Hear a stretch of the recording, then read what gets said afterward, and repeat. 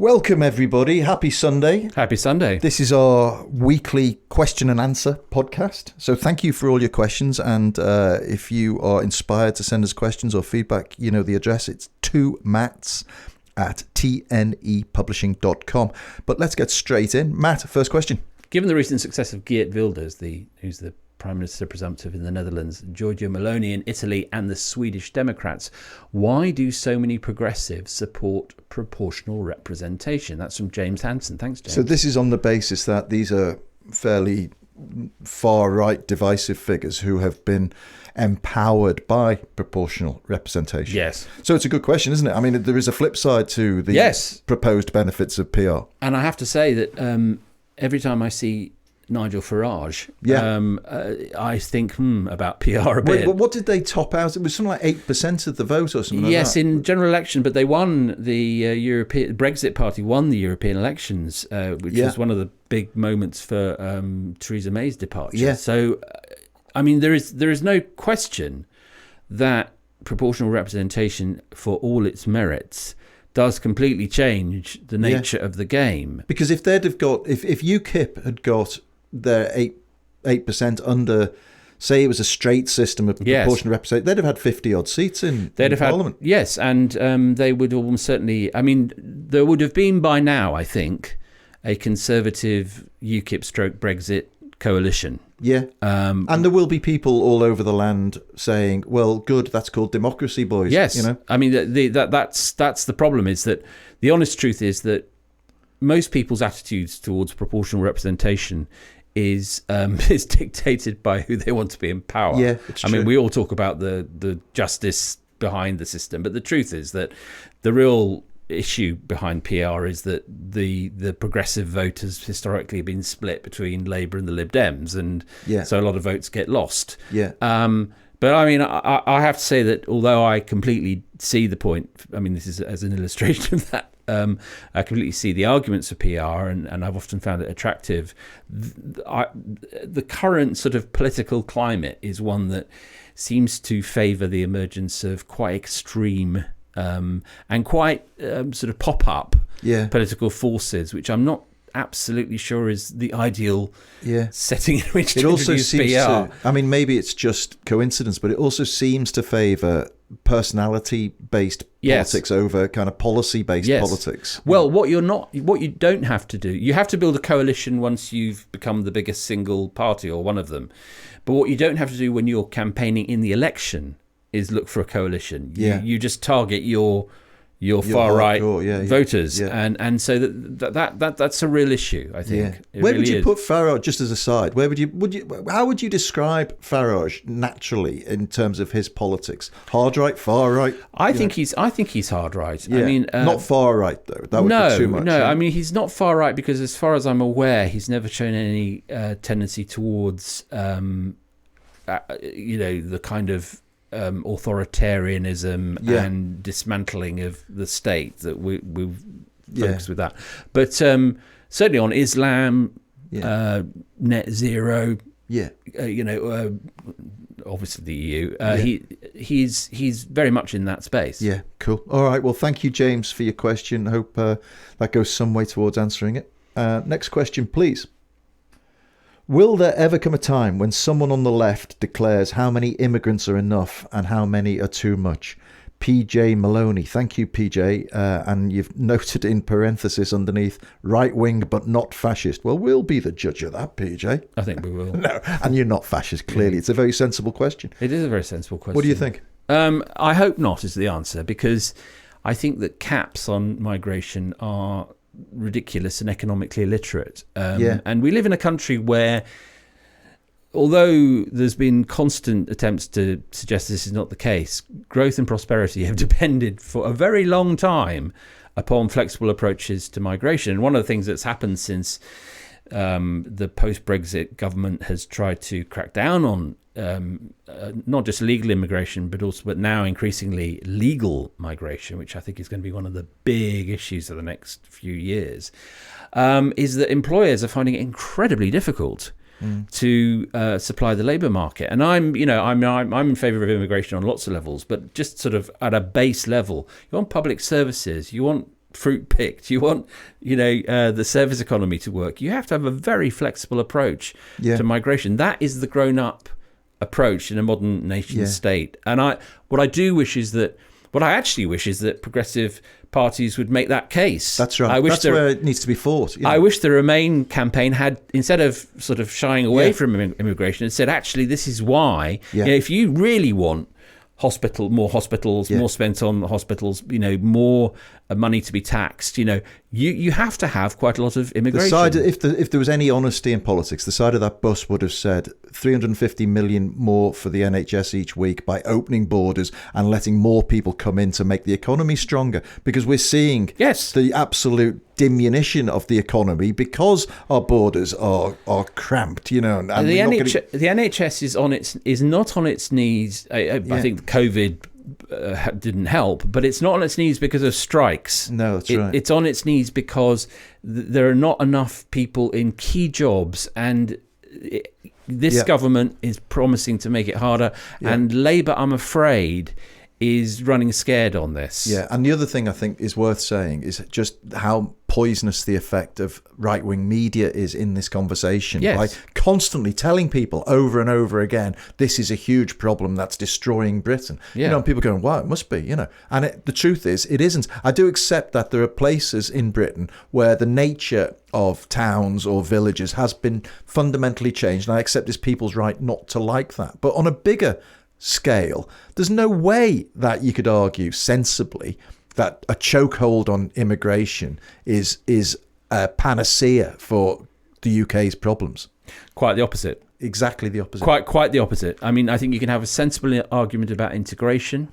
You can have a sensible argument about distribution. You can have all these things are open to sensible conversations. Yeah. But the idea that you have a hard cap on the number of immigrants. Actually, this is one of David Cameron's most inglorious legacies, because he was the person that brought in this ludicrous idea that net migration should be under 100,000. Why? Yeah. Says who? Totally arbitrary. Completely arbitrary. To please Paul bloody Dacre. Economically illiterate. Yeah. All right. Thank you, PJ, for your question. Hope I don't know whether you're going to agree with our answers, but thank you very much for the question. It's always good to have a debate about this stuff. Okay, next question, please. Richard Tice intends to field Reform UK candidates, Reform UK being what Brexit Party became, in every English seat. And judging by the conversations I overhear in my Midlands red brick pub, people are gagging for this. Is this being overlooked by Westminster? Van driver Andy. Thanks, Andy. Is that his real name? I think it is. Like Andy. Marvellous Marvin Hagler. Andy's a regular. He's asked one before, I think. I like it. Van driver. Well, thank you, Andy. Thanks, Andy. I find it really hard to take Richard Tice seriously, but maybe I'm being naive. I found it hard to take Farage seriously until he became serious. I find Richard Tice a deeply ludicrous figure, compellingly so, actually. I can't look away, which is an odd reaction. But what I wonder, two things, actually. The first is whether Nigel Farage, when he returns from his jungle adventure, which I don't think is going that well, actually, but anyway, seizes the reins. And the other thing which is just anecdotal, but I find reform laughable. But I was talking to a Tory minister the other day and said that, that I don't see the problem. And this person said, well, you have to remember how tightly geared the next election is. Yes. And reform only has to do quite well in a fairly small number of seats to cause the Tories enormous trouble. Yeah.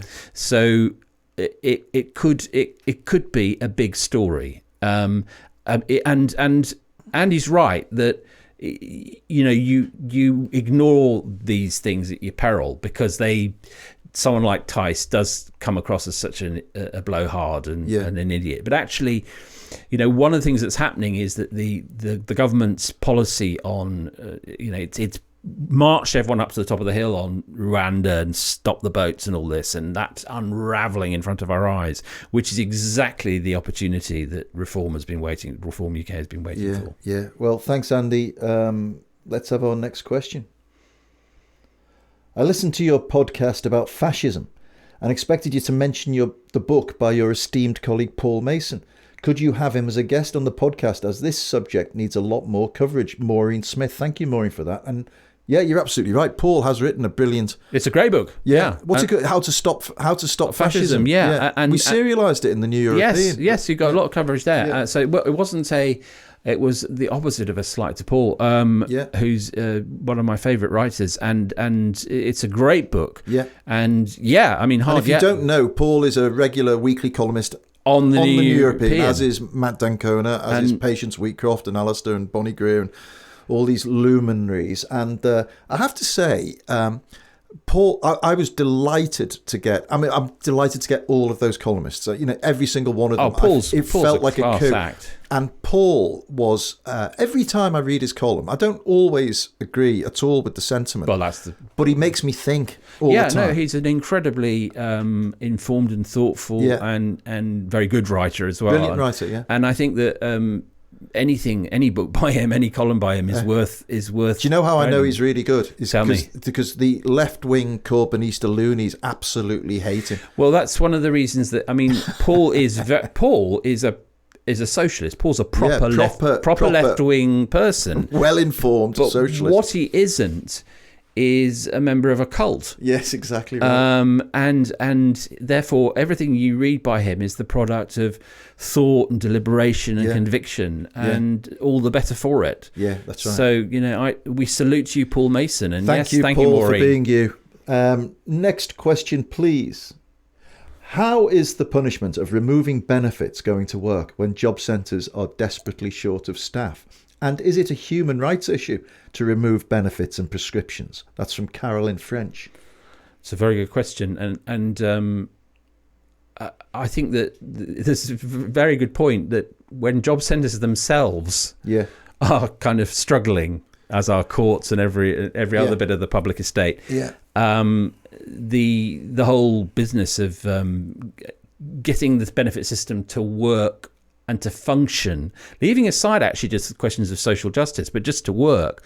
I thought I, Daniel Blake, by the way, was one of the greatest films of recent years on the social fabric in this respect, because it showed that the real problem was that the system wasn't working. It was impossible to and you have people who are indigent, who can't get past websites, who can't get an appointment, who can't get their money in time to feed their children and so on. And so leading on to Carolyn's second question, is it a human rights issue to remove benefits and prescriptions?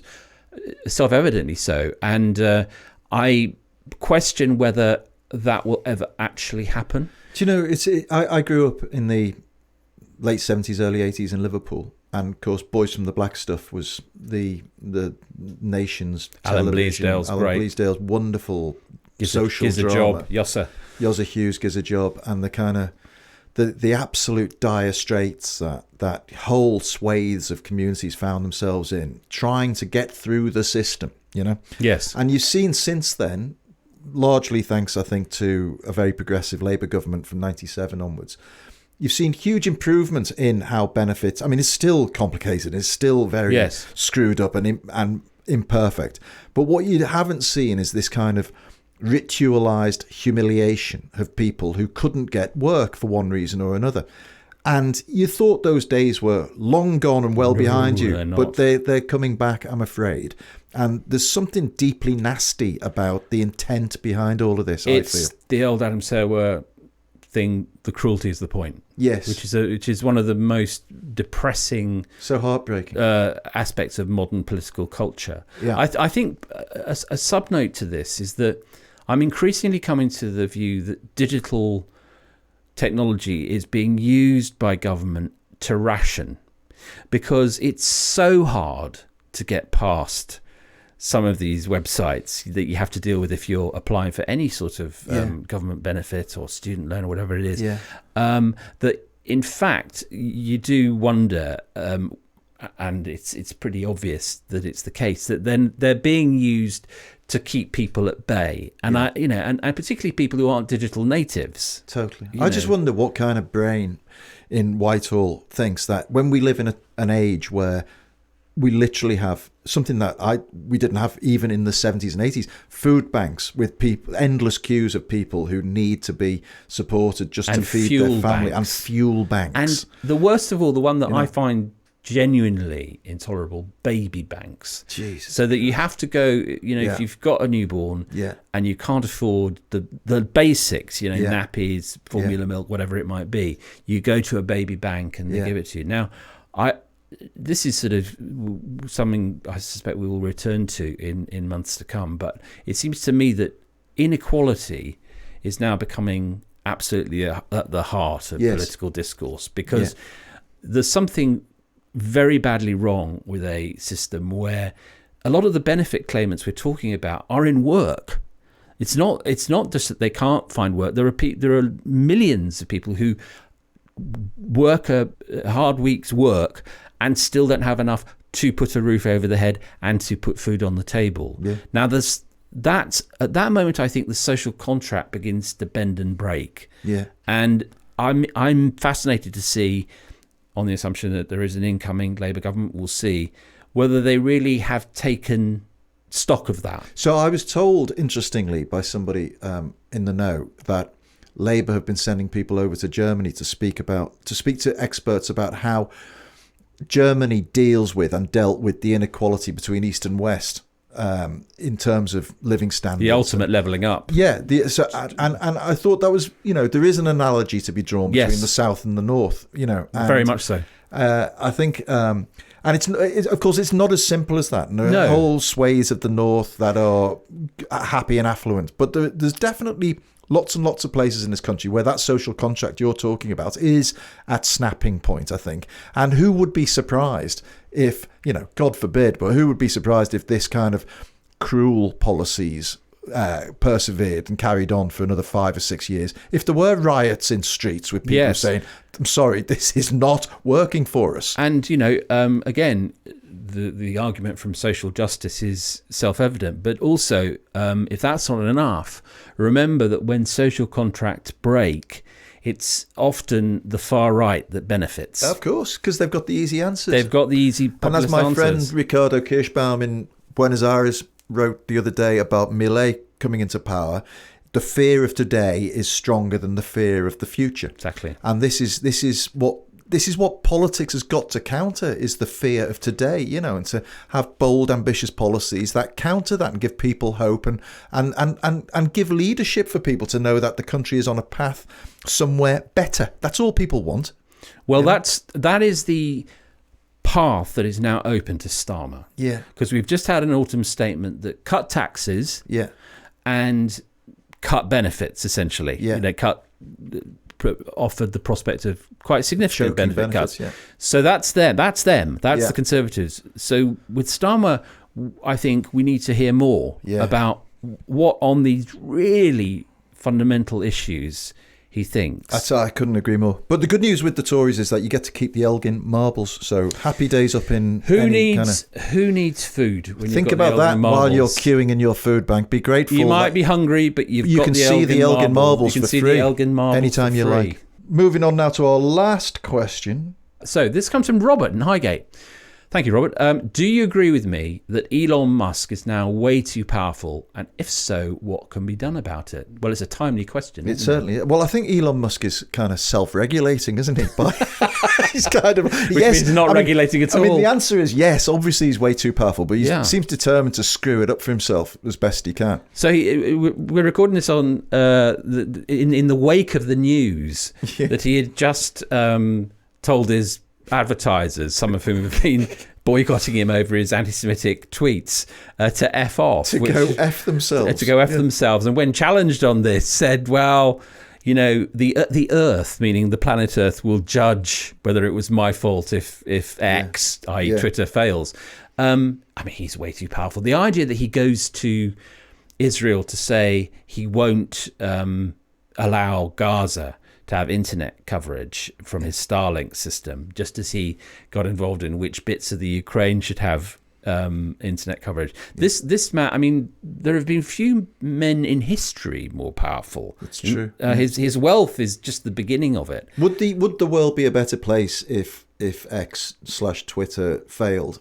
I think X/Twitter is was the dumbest move he's ever made. Yeah. Because there he was with Tesla, which put electric cars back on the map in a serious way, and SpaceX. Some people think it's bonkers, but he has made it possible for the space race to continue, and also puts a lot of satellites up in space and does a lot of work. It's an amazing story. Yeah. So, as much as he's clearly slightly away with the fairies with his weekly meetings on colonizing Mars, that in itself, it doesn't seem to me is sort of harmful. Yeah. However, his belief that you can turn social media into an engineering problem is I think we've tested that one to destruction. It's when they go a step too far, don't they? They've got the answer to people, because they understand people, and the truth is they haven't got a bloody clue because they don't exist in real. And also he's not only the world's wealthiest person, but also the world's most powerful troll. I mean, he cannot help himself. Yeah. And recently, some of the things he's been retweeting or tweeting have been anti-Semitic and horrendously so, and he's allowed a lot more people back onto the site who are polluting it, and of course the advertisers are fleeing, and what did he expect? So I think I don't know if it'll be his undoing, but I suspect that there is an argument that Twitter collapses in the next few years. Did you know, by the way, that they Twitter are sending legal notes out to publications who just still call them Twitter, saying you must cease and desist, and we are now called X. And that shows you his manic priorities. Crazy, he thinks that's the problem. Isn't that mad? He's a very, very, very strange man. Fascinating, but he is too powerful, and I don't know, Robert, what the answer is, because the problem is that he represents a technological breakthroughs that are going at a speed that regulators and legislators just cannot keep up with. Yeah. So I don't see his power diminishing anytime soon, and is the honest answer. Okay, well, let's hope he finds a way to use it for good, which would be nice, but he's not succeeding too well.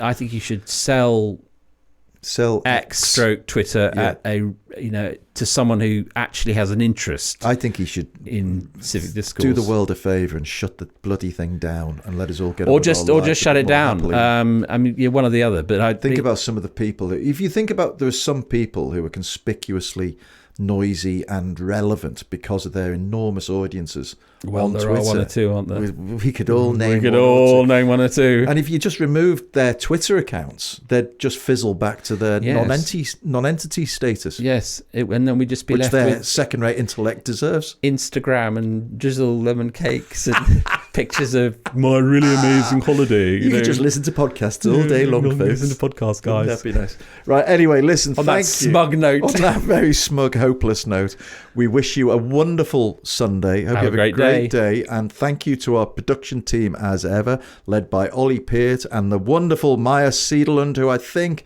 is possibly the last time we'll say that name. I think she's off to new climes. So thank you, Maya. Thank you for everything you've done, Maya. Get your feedback and your questions in to the 2 Matts, that's the number 2, MATTS, at tnepublishing.com. Don't forget your wonderful opportunity to get Alistair Campbell's Diaries 2023 absolutely free when you sign up to the New European, which is jam-packed full of great journalism, ideas, thoughts, culture, art, politics, the lot. Thank you as ever for listening. Tune in next Friday when we're back with our regular show. And until then, have a great week. Have a great week. It's Enjoy. Goodbye. Are we going to do the it's goodbye? We don't do that. Do we not do that? Apparently we don't do that. Okay. Thank you. Have a great week. Have a great week.